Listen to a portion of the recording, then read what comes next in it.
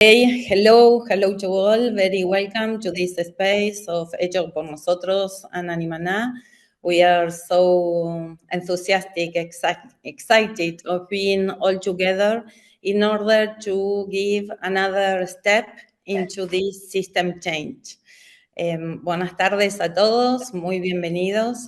Estamos sumamente emocionados, entusiasmados de esta conversación conjunta, transversal, donde estaremos dando un paso más hacia este cambio sistémico basado en modelos regenerativos, en la colaboración, donde la tecnología puede ser esa gran puerta de entrada, esa gran herramienta que, conectada con nuestros valores profundos como seres humanos, eco-human values, valores ecológicos humanos que son universales e inalterables, nos reúnen hoy. Well, I would like to thank each of you, all the collaborators, leaders of Hecho por Nosotros, that join everyday efforts in order to make this possible. So thank you so much. And I would like Camila to give a brief welcome of Hecho por Nosotros and the video, and then we can begin with this side event. Would like to say just 2 words around our title, Artificial Intelligence and Artesanal Intelligence.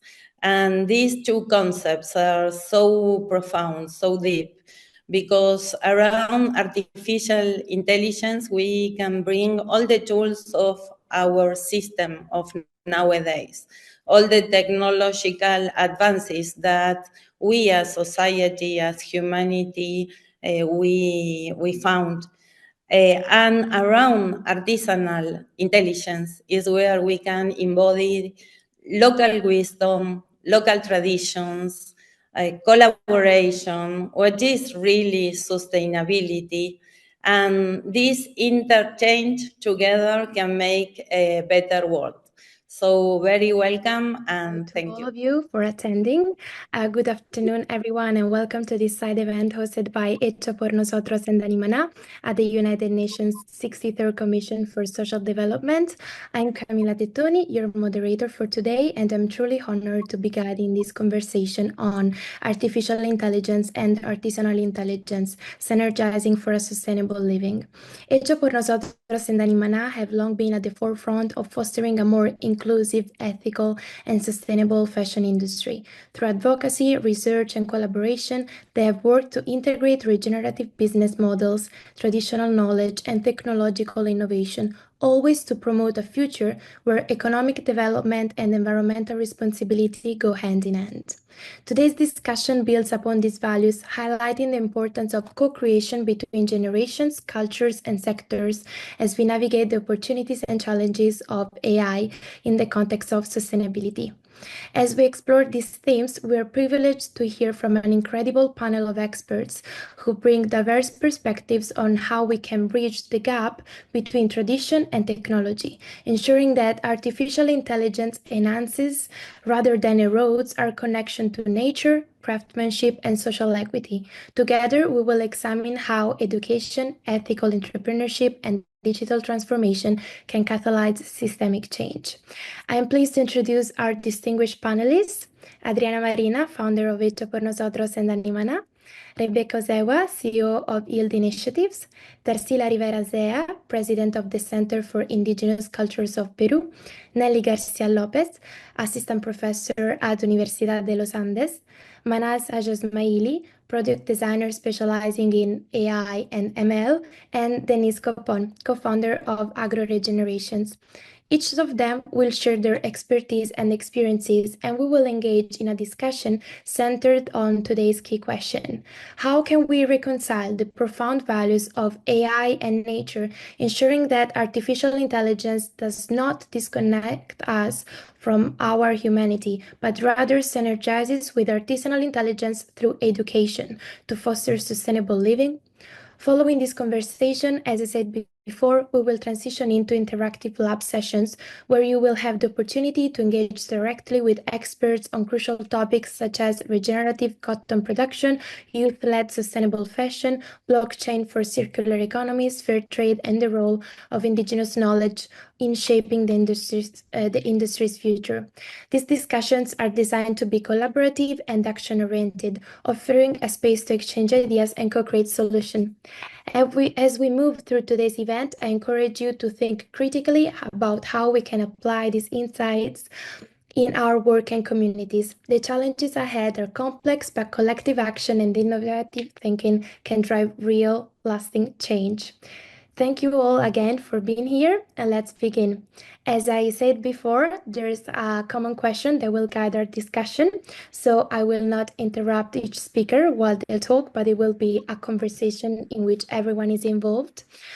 I introduce all the speakers very briefly, but as everyone is talking, you will see their detailed bios in the chat.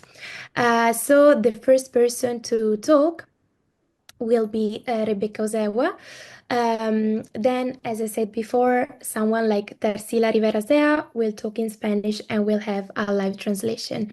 So thank you again for being here. It's an honor for me to be here representing Hecho por Nosotros and be your moderator. Rebecca, the stage is yours. Thank you.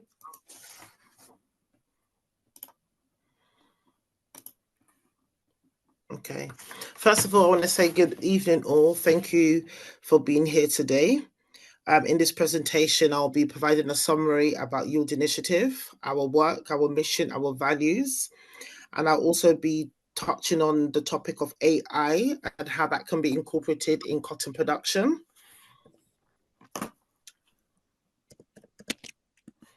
So yes, I think, yeah. So Yield Initiative focuses on mindset shift.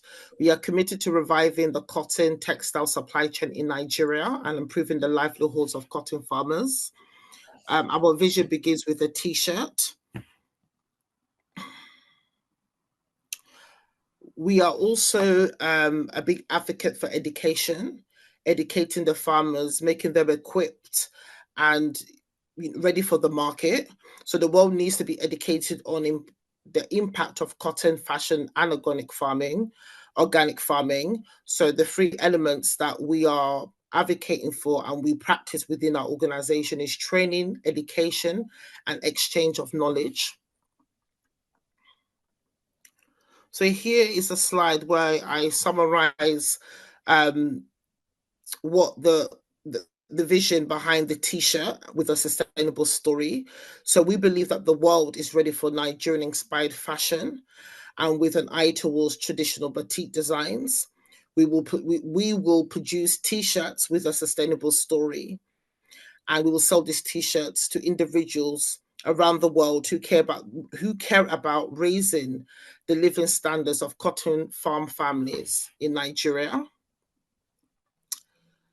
So this is just a brief about our story. So we are a non-profit international development organization, as mentioned before, dedicated to sustainability of the fashion sector in Africa, but our growing industry. We are specifically committed to the revival of the cotton textile garment supply chain and improving the livelihoods of cotton farmers in Nigeria. Nigerian cotton farmers presently are in desperate need of better planting seeds. And we believe with better planting seeds, yields will increase, standards of living will increase, and then and only then sustainability issues can be addressed properly. So here is the team behind Yield Initiative. We have myself and my two non-executive directors of the organization. Collectively, we have an experience of about over 60 years, collectively altogether. We meet quite often to talk about how we can actually, increase and also develop the work we're doing in Nigeria. Presently, we are only operating in one state, but we plan to go around 6 states. So here's just a brief of my story. on how my journey began back in 2008. So it's about 16 years, going on 17 years that I founded the vision. Everything started with the design brief that was named Identity. And since then, I have just grown to develop the vision and bringing my two worlds together as a British Nigerian, and how I can use my identity and my craft as a textile designer to bring economic empowerment to the country and to the nation of Nigeria. So Yield Initiative was born to stand between substance farmers and sustainability. So here is a diagram that kind of communicates our journey and the activities that took place. Yeah, you can tell it needs to be updated, but at least to 2023, it communicates exactly what we've done each year, what we've achieved, and where we are and where we're going, where we're coming from and where we're going in this journey. So I'm going to move slightly on to how do Yield Initiative work? We have 3 components, which is mindset shift, adaptation of better practices, and which is what we do with farmers in Nigeria. Then we go on to regenerative ecosystems, so thinking of different ways on how to improve higher yielding crops. And then social regeneration, improving the living standards of cotton farmers. The next slide, I'm going into incorporating artificial intelligence in cotton production. So here is 6 steps on what I've been able to identify, how AI can be incorporated in cotton production. So artificial intelligence is improving cotton production in several ways. Firstly, it's increasing the crop of yields by enabling precision farming, where AI powered drones and sensors monitors soil quality and plant health in real time. This allows farmers to apply fertilizers only when needed. Secondly, AI helps in reducing resources wastage by using smart integration systems that analyzes weather patterns and soil moist to provide just the right amount of water. This prevents overwatering, conserves water resources, and improves the sustainability of cotton farming. Another major benefit is early pest and disease detection. AI drives image recognition, and machine learning can identify signs of pests or plant diseases at early stages, allowing for targeted pesticide use. This only reduces crop losses, but also minimizes excessive chemical application, which is better both for the environment and for the human health. Moreover, AI supports climate adaptation by analyzing vast amounts of water data to predict droughts, extreme temperatures, and rainfall patterns. This helps farmers make informed decisions on planting and harvesting times, ensuring crop resilience and minimizes loss due to unpredictable weather conditions. So here we also I also go into slight benefits of AI production in cotton. So as I mentioned, increases crop yield, it reduces resource wastage, early pest and disease detection, improves efficiency and automation, better climate adaptation, optimizing supply chain and market insights, and sustainable eco-friendly farming. And here is a map of the 6 states that Yield Initiative plans to work in. We're only presently operating in Ogun State, Nigeria, but we plan to expand our operation over time.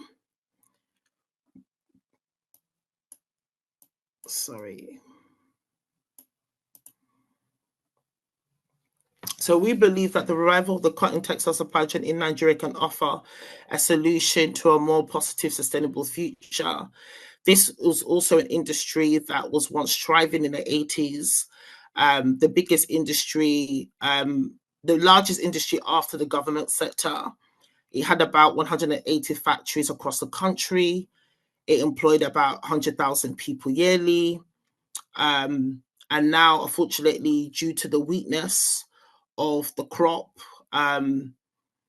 weakness of the seed, importation of counterfeit textiles into the market, that slowly affected the supply chain at large. And one by one, the textile factory was being closed. It's a population that is about over 200 million people. One state alone carries about the weight of over 20 million. And we literally spend, over 60 billion US dollars every year importing ready-made clothes and textiles into the country, which is something that, needs to be resolved very quickly. And, I believe that AI is the most fastest and efficient way to start the work of reviving this industry quickly and more effectively from the grassroots upwards moving forward.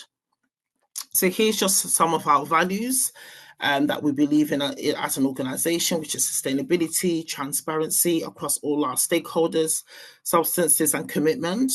It's taken me about 16, 17 years to build this vision, and I'm still very far from where I want to be. But we believe with partnership and more collaboration that the goal can be achieved. I'm going to go slightly fast because of time.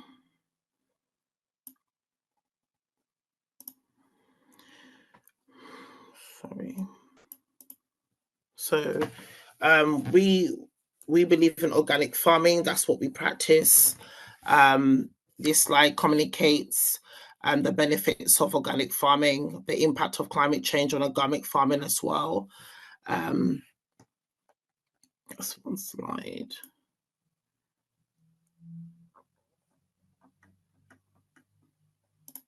So in this slide here, it communicates the phase one of our project that we started in 2023 across 2 states, but due to the security of the country, we couldn't commence in these 2 states firsthand. We had to narrow the project down to 1 state, but this is pretty much the objective of what we're trying to achieve over a period of time, working with 50 farmers across 2 states in Nigeria. And and if you would like to connect with me more or know more about how the work we're doing now and where we are heading to in next season, feel free to get in touch with me. Thank you very much. Thank you, and thank you, Rebecca. We let Rebecca first because it's very late, but hope you can stay a little bit more. Thank you, Rebecca. And thank you very much. And congratulates you about your great work, and looking for collaboration. That is the only way that we can give a form to a new system. So Definitely. Thank you for the effort of being here. Thank you very much for your time. Okay, now I want... ¿Se ve la... ¿Se ve? It's sí, okay? Sí. Well, thank you so much. This is a great opportunity with leader voices.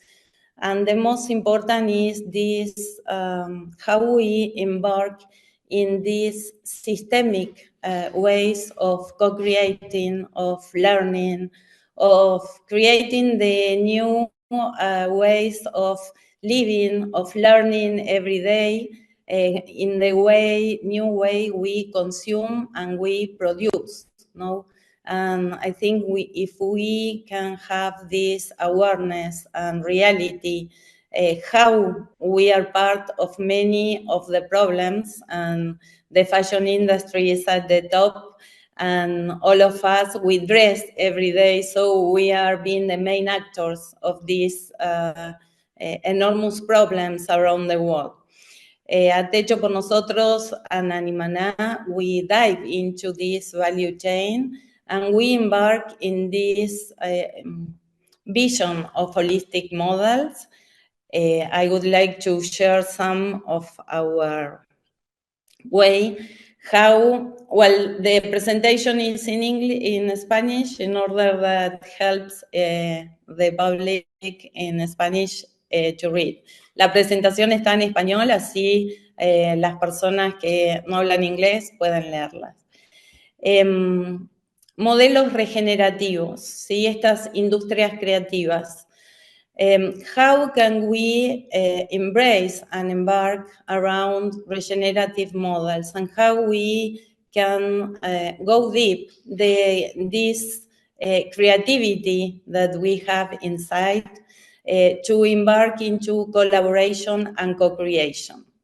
So we always say, and we have this more than 15 years of experience, how technology can be this big door to bring us together. But it's not just the use of technology.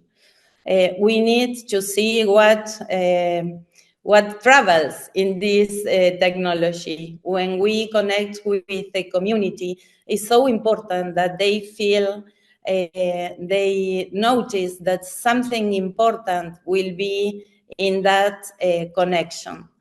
And when we go together, professionals, students, with communities, and we dive in a total transversal dialogue, incredible solutions appear.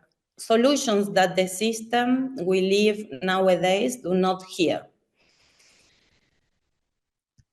I will go a little bit about how we made the journey of Animaná and Hecho por Nosotros during these 15 years, and to invite you to reimagine an economy where technology evolves in hands of the grassroots, in hands of artisans, producers, and helps to validate their inherent culture, their wisdom, and to introduce into the value chain by themselves.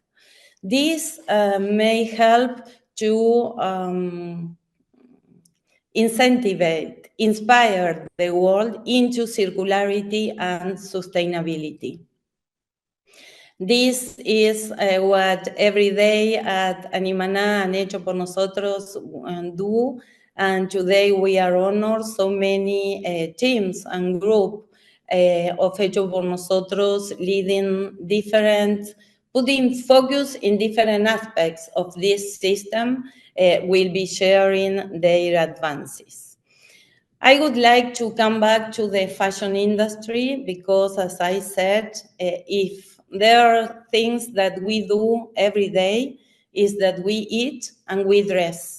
Yes, every day, everybody in a way or in another, with something, we use something. And this industry is the one that creates more value added. The richest people of the world are in this industry. At the same time, I think is the master of the system we have nowadays. If we understand profoundly the fashion industry, the textile industry, we can understand our system.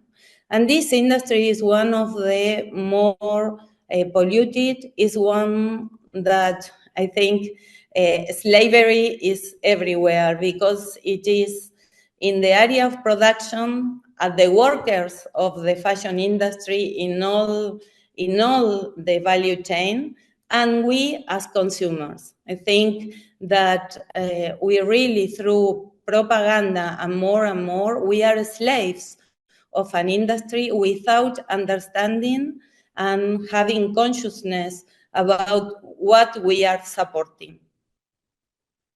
And the other big issue and problem is that it is not just the competence with others that are not sustainable, but also among the ones that they hold in their core of the business sustainability, or that they are born around natural fibers and etc. So that's why we are always talking about this system change, where we have to focus and go ahead with the issues in a different way. At the same time, we find in this enormous fragmentation, enormous difficulty that around the world that would like to work sustainability, as Rebecca showed her enormous effort in order to do something so beautiful, so nice, and to continue growing and arriving to the market. Also, the lack of mechanism practices and the enormous confusion we have nowadays around greenwashing. Yes, we have been working hand by hand with UNESE, and the first stage was the fall of certification. We have mountains of certifications that finally nobody understands what they are doing and for whom. Yes, the reality is that every day around the world we lose good practices, biodiversity, the work of projects that integrate women, artisans, producers. So something is not functioning. Also, when we tackle this industry, we have to think that handmade is the second fourth hand of employment around the world. And all around the world, it's so difficult to arrive to this network, this formalization, and this integration with the market. Well, Animana is a sustainable brand that works with camelids, natural fibers from Patagonia and the Andes. We work uniting producers like merino wool, like camelids, like different vegetables fibers, and integrate with a contemporary design, with tools at the communities in order that they can reinvent their products, yes, with a twist of design, but this design is a tool to integrate them to the market. It's not to transform, not to be unrespectful of their culture, but to help them to create a product that is not something that you buy and when you arrive to your home you do not use it, but to integrate in our daily life at the cities. At the same time, this commitment with each of the producers, artisans and communities and micro, small, in order to help them to integrate, to be associated with Animana. This enormous effort of 15 years uniting producers, artisans, and micro, small, medium firms from Argentina, Peru, Bolivia, also Mexico, allowed us to share this big space of Hecho por Nosotros, where professionals around the world can come on board in order to learn. Social entrepreneurs from Ashoka and different organizations come to collaborate and co-create and also reinforce their own business every day. So I don't know, Trish is here, because after this slide, I can give you but let me finish. When we see the value chain of a brand, so interesting because so many aspects are there. The natural fibers, the producer, the different bottlenecks, the lack of access to technology. 1 minute and I'll be off. Yeah. 2 minutes. Okay. So much to do with natural fibers. And as we said, we are expert in merino wool, in camellias. Today we have Rebecca with cotton. These problems are around the world, and the solutions are there. Technology, artificial intelligence can be this tool in order to solve and integrate producers into the value chain in a different way. Embodying locally, caring about biodiversity, about culture, about tradition, and inspiring the rest of the system. What we see is the lack of commitment of financial international organizations and also academia that lives aside from real problems and not integrating knowledge with communities. When we talk about design, and here I will leave after to Trish to talk about how we handle design as a tool for local development. The capacity building, how we bring technological tools in order to empower with these tools the communities and receive from them the better models of businesses, yes. The commercialization, how can we create a brand with a commitment and go through all to the value chain till the consumer. And each consumer, it is a potentiality to be educated, to be committed with this transformation. And as we are today with Animaná and Hecho por Nosotros, giving voice at international forums. So with Trish Langman as part of the design and fashion area, I would like you to give you voice around the toolkit. Yeah, so I'm just going to talk briefly about our toolkit, which is our main educational initiative. The toolkit is an initiative that we are using to promote sustainable solutions and regenerative solutions in the creative industries and beyond. We have some concentrations around women and youth, and it's a way for us to help tackle some of the problems that we see out there using education. And we have tools around, not just around innovation, we use design thinking, but we have tools around materials, we have a materials index, we have tools around circularity and sustainable business. And the whole idea is to help, the industry realize that there are solutions out there, and solutions that not only help local businesses and industries on a grassroots level, but also all the way up to the big industries as well. Education is for all. So one of our key principles around this is to basically built around co-creation. And so we've built this with the help of many academics and subject matter experts from around the world. It's this co-creation that's enabled us to have such an impact with the educational tools that we have.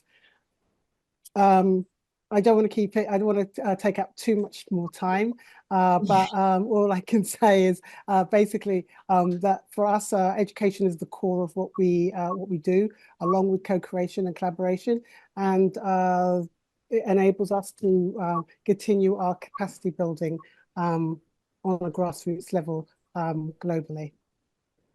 Thank you, Trish. And so important these co-creation processes where the communities brings their wisdom, their good practices, and also what are they looking to solve and how they arrive to new models in order to go for that potentiality. So these processes could, through artificial intelligence, be used in order to create tutors and to scale up all these deep solutions that were already implemented in a, of course, continuous learning process that has no end. Well, I don't want to use more time. So let's continue looking for that co-creation, collaboration in order to continue. Thank you very much for the invitation. I'm very excited to be here. Thank you very much to Adriana, to Hecho por Nosotros, to Animana. I'm actually from Colombia, de Bogotá. Hola a todos. And I work as a professor at Universidad de los Andes. I'm from a different industry, from the construction industry, but I think that we have a lot of the same problems facing these industries, and I think there's a lot of synergies that we can explore. So just to tell you a little bit about myself, I did my PhD at Stanford. Stanford is a university that is very technology oriented. And from that perspective, like there was this idea that we can solve a lot of the problems facing the construction industry from a technological perspective. But this really didn't resonate with me because I had worked in the construction industry and I had really come to know a lot of the value that the construction workers bring to the process. So there's a lot of this disconnect in the construction industry where we have the people that are creating technology, that are of course professionals, and there's the people doing the work, and there's no communication between them. So there's this thing that we need to solve in the construction industry. We have a very low productivity. This has been translated into low wages, into young people not wanting to go into the industry. So there's this really tough moment that we're going through where we have these old workers that have all this artisanal knowledge of how to build things. And they are starting to become old and probably retire.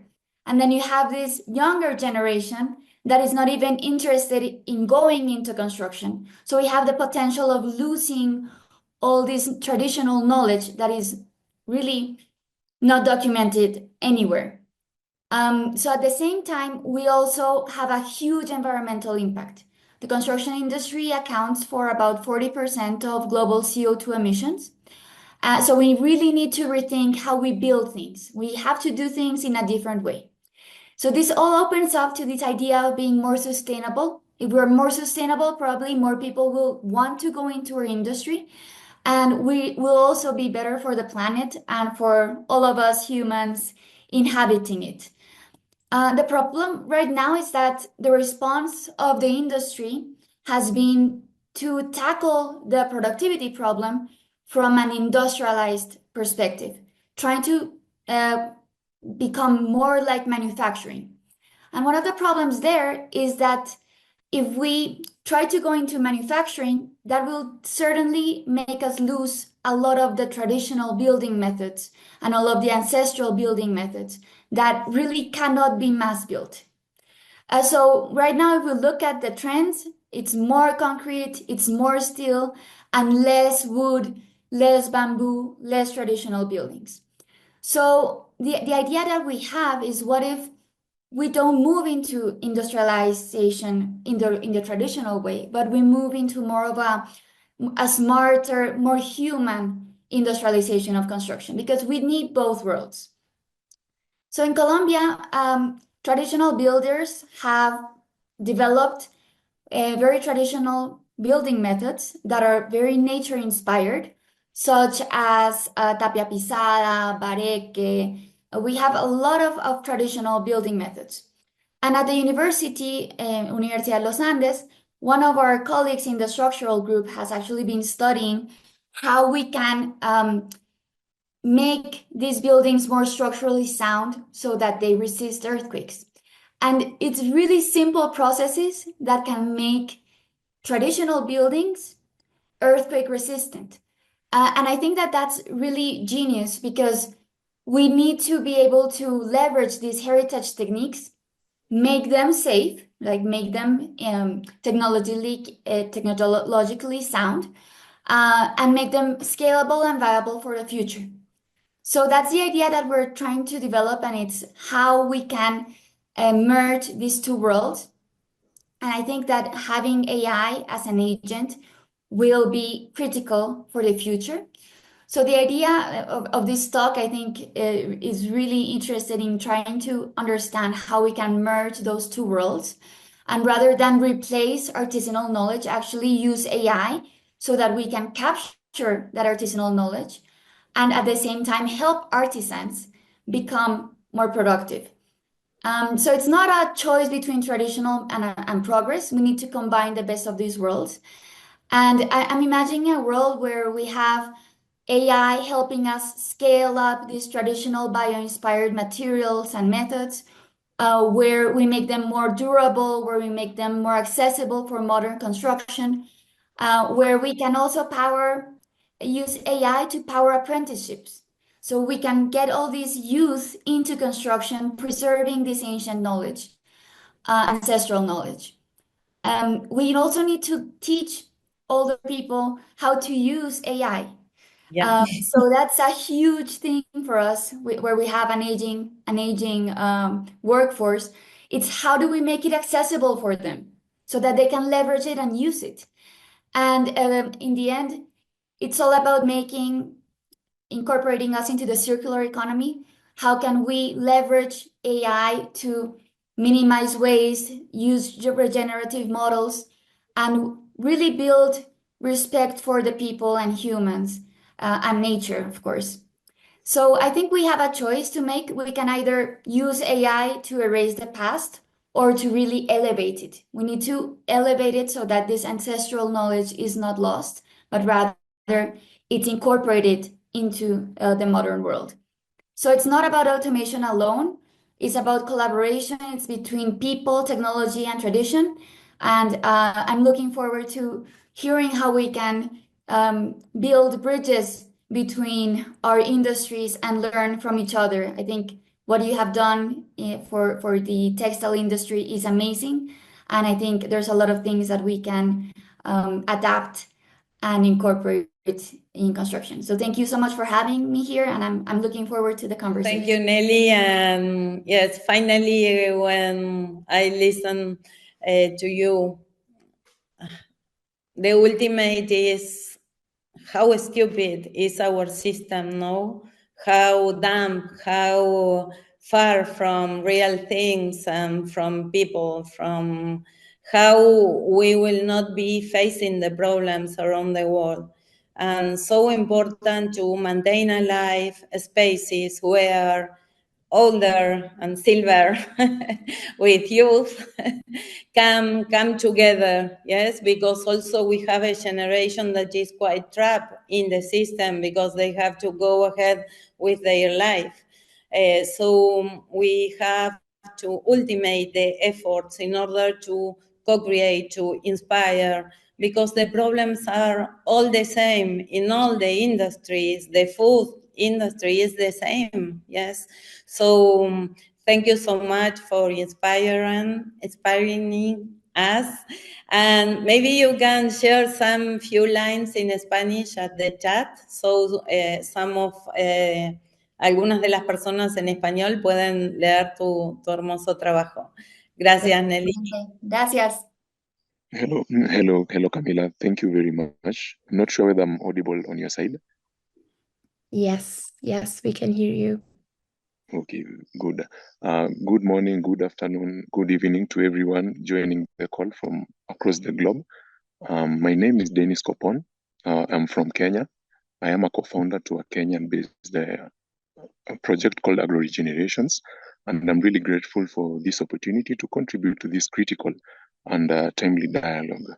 So at Agro Regenerations, the organization that I represent, and I'm one of the co-founders, we basically empower smallholder farmers to increase the carbon sink value of their lands through regenerative farming techniques, and blockchain technology and machine learning are the technologies behind our monitoring, evaluation, reporting, and learning. As we explore how AI can synergize with artisanal intelligence for sustainable living, it is essential to recognize that nature and technology are not inherently at odds, Instead, they can complement each other when guided by intentionality, empathy, and education. So as we reflect on how artificial intelligence can harmonize with artisanal intelligence, it is important to focus on the tangible challenges and outcomes we seek to achieve. So for our case, what are some of these challenges that we do address? We address climate change. For example, climate change is reshaping livelihoods daily, revealing deep-rooted issues in the agricultural sector, plus other sectors. So for smallholder farmers, these challenges can often stem from entrenched, generational farming practices that are difficult to change, and that is where we step in. That is where we come in by integrating the two. We are integrating AI and artisanal intelligence or traditional knowledge. Sorry. So at Agri-Regenerations, we are leveraging machine learning and AI tools to simplify and analyze complex data, making solutions clearer and more actionable for farmers. This means better soil, diverse cropping systems, moving away from monoculture, high-value crop chains, more resistance to climate change, and reduced waste on the farmer's side. But most importantly, it means improving the livelihoods of farmers and their communities. At its heart, Agro-Regenerations is about integrating digital tools with artisanal intelligence and traditional knowledge to combat poverty, enhance carbon sink values of lands, and building more resilient and sustainable communities. So the reconciliation of AI and nature lies in fostering intentional partnerships where technology complements rather than replaces artisanal intelligence and traditional knowledge. This approach empowers communities to integrate both the wisdom of nature and the efficiency of artificial intelligence for a more sustainable living. So education is at the center or at the core of our operations as a project. Education plays a central role in bridging this gap. In our case, we have adopted a generational education model, which combines hands-on learning and digital solutions. In our pilot regions like Vihiga County in Kenya, where I'm currently located, and Lombok, Indonesia, farmers are trained in regenerative practices such as agroforestry, mixed cropping, and cover cropping, while being introduced to AI-driven tools powered by machine learning algorithms. These tools help monitor soil health, forecast environmental impacts, and model carbon sink projections. Machine learning enables more precise and data-driven decision making. For example, machine learning enables more precise and data-driven decision making. For example, through predictive analysis and analytics, farmers can better understand the environmental and productivity outcomes of adopting certain regenerative practices. These insights, previously unavailable through traditional methods, help improve land management and boost resilience to climate change. Additionally, our blockchain-based monitoring system, combined with machine learning models, ensures transparent and real-time tracking of sustainable practices and environmental metrics. This synergy empowers smallholder farmers with actionable insights while maintaining, their traditional wisdom and autonomy as farmers and communities. And therefore, by involving local schools and communities in this digital and regenerative ecosystem, we cultivate environmental stewardship from an early age. The platform not only preserves cultural heritage, but also equips future generations with the skills needed to navigate modern sustainability challenges using both artisanal and artificial intelligence. And this synergy of AI and artisanal intelligence leads to a future where technology upholds the dignity of human labor, promotes environmental regeneration, and inspires communities to adapt without losing their cultural and ecological identities. So therefore, through such balanced models, we can ensure that the advancement of technology is aligned with the preservation of our community and our planet as a whole. Thank you very much. I defend the indigenous people's rights.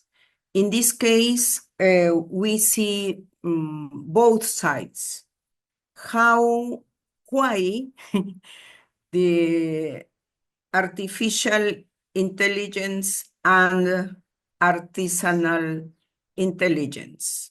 For me, both are indigenous people's intelligence and knowledge is in the same level than other intelligence. That's the first of all for me, because many years we discuss about handcraft and art, why indigenous knowledge is not in the same level of other knowledge. That's why I want to share with you the first point from my point of view.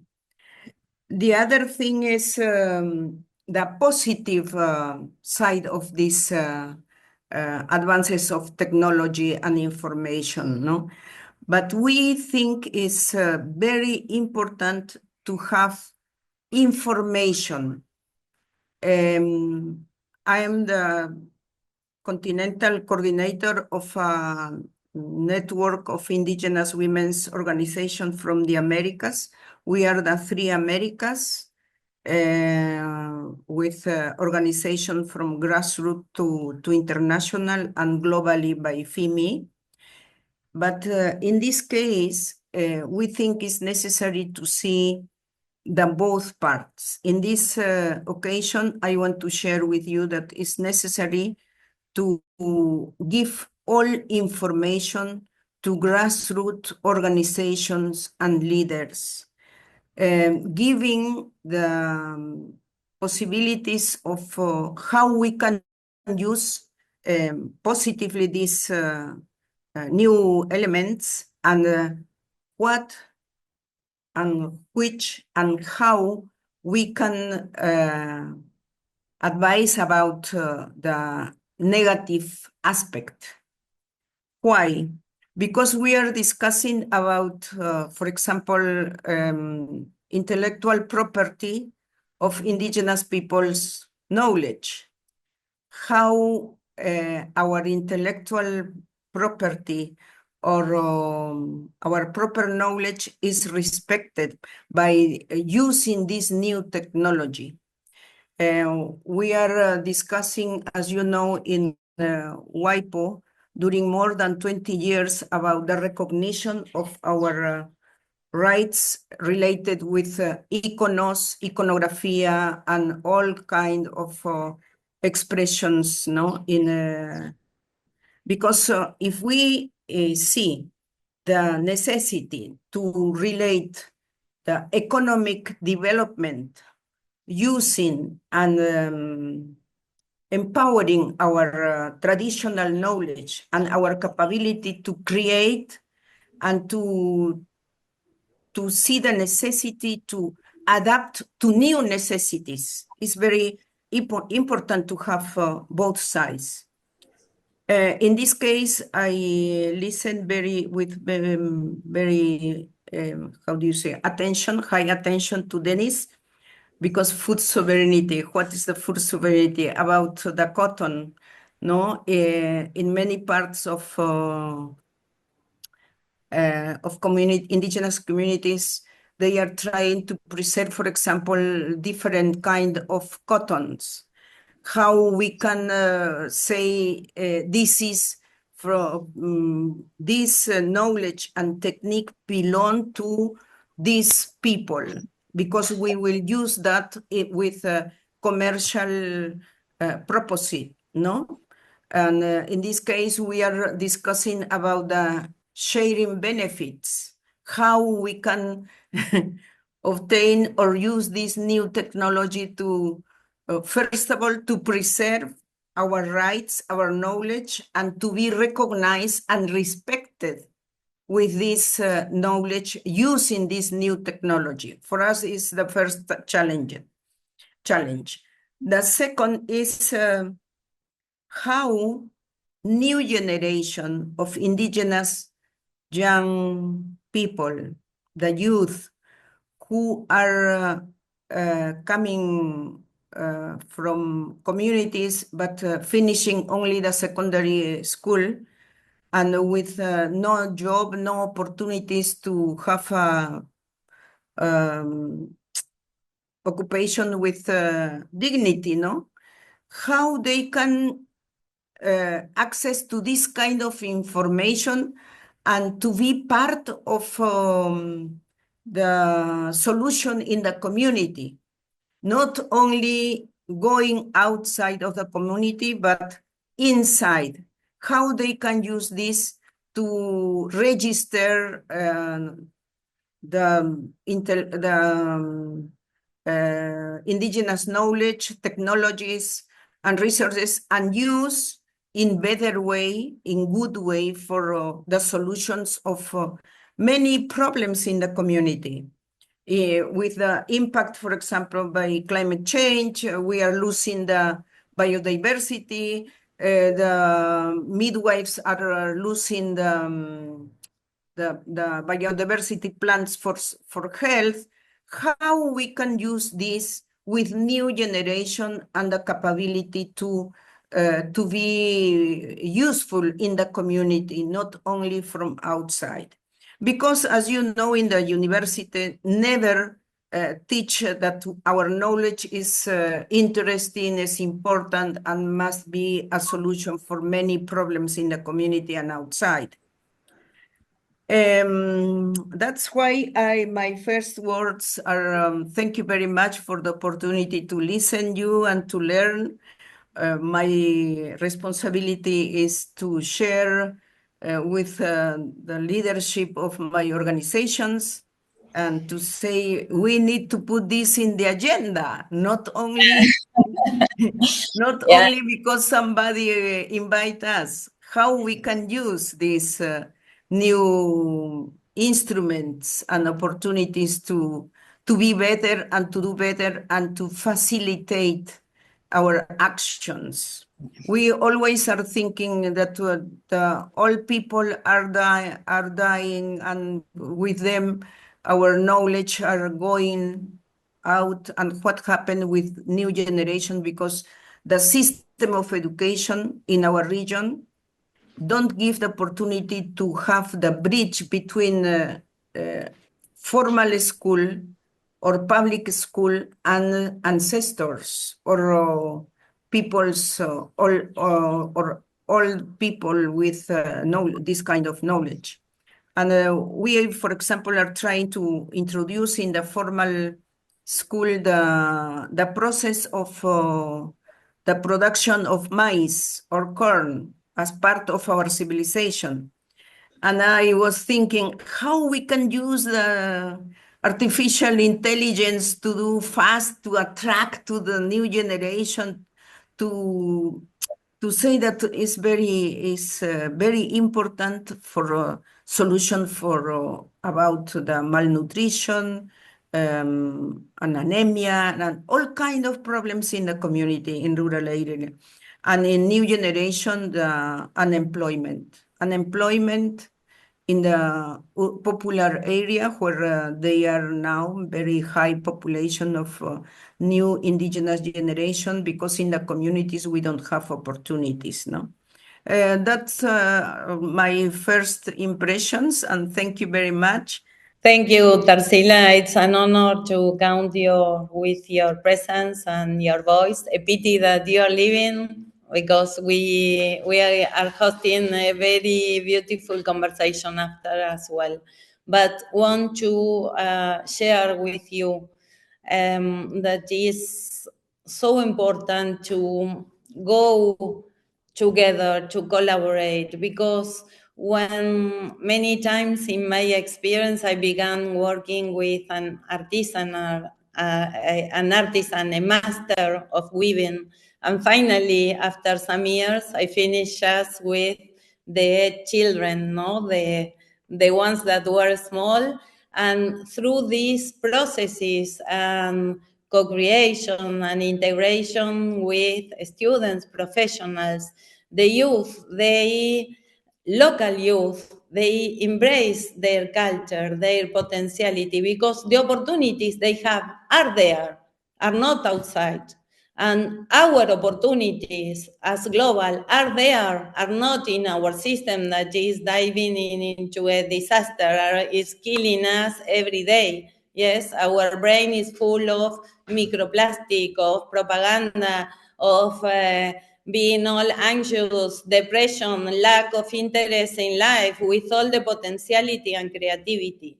So is there the new way of learning, of co-creation, and it is not outside. So creating bridges using technology with this aim and not for profit, yes? And when the communities embrace their culture, they can defend their iconography, their seeds, their culture by themselves, and they can share. Because if we continue talking about laws on respecting and not doing by itself, yes, by reality of what is of each of us, of sharing, of co-creation, we will never go for this system change. So I'm Manaz Ajasmaili. I'm a AI product designer specializing in AI and ML. I have a master's degree in media design and human-computer interaction. I'm also a producer and host of a podcast series called Swarmathon, that we are exploring how AI is reshaping the United Nations Sustainable Development Goals. And I also co-instruct a course on Maven about Gen AI-powered experience design. And yeah, so happy to be here. I'm sorry that my talk would be a little dark, looking at the dark side of the AI, but this is important to know, and it's going to be very helpful. Okay, so when we think about the relationship between AI and nature, it's clear that we need to find a way for them to work together, not against each other. So AI has so much potential for our community to improve our lives, boosting productivity, driving innovation, and even helping us tackle global challenges like sustainability. But here's the thing, like it comes with significant environmental costs that we cannot ignore. For example, take generative AI, the kind. So these tools like ChatGPT and DALL-E that you can use to generate text, images, and everything. Training these models takes an enormous amount of energy, and just training one training cycle can use as much as electricity as 120 homes consume in a year.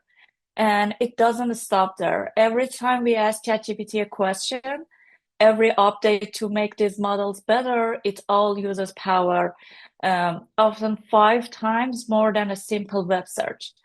The electricity to fuel this demand often comes from fossil fuels, and let's not forget that they also need water to cool down these data centers that running these systems.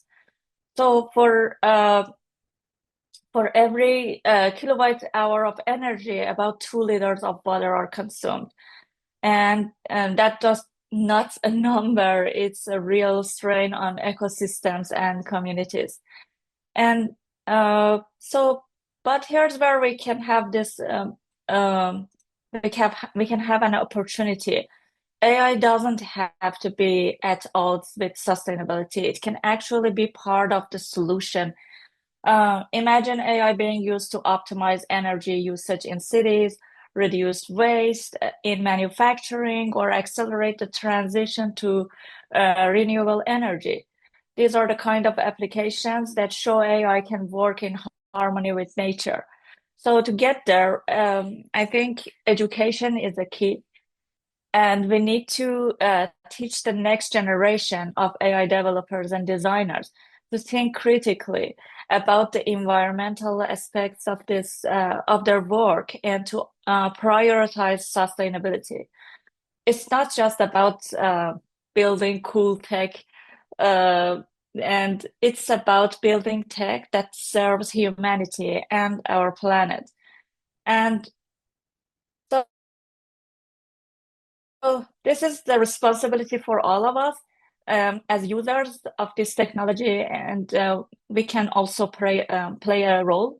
The ease of using these tools like ChatGPT and other generative AI can make us forget the environmental impacts of our action. So at the end of the day, it's about the balance. AI should amplify human creativity and help us solve problems, not create new problems that we need to then think about how we can solve these problems. So by aligning AI development with sustainable values, we can ensure that this technology doesn't just serve us, it also respects the natural world we depend on. So together, I think we can create a future where AI and nature coexist in harmony, enhancing our humanity rather than disconnecting us from it. Yeah. We have a lot to do. We have to create the new university, and this university is not hecho por nosotros, like us. Our organization should be made by us, hecho por nosotros, by all together. Because if not, profit, personal interest, the greed, the fragmentation, the taking advantage, the continued competence will lead us to, well, to the end. We are not so important at the end.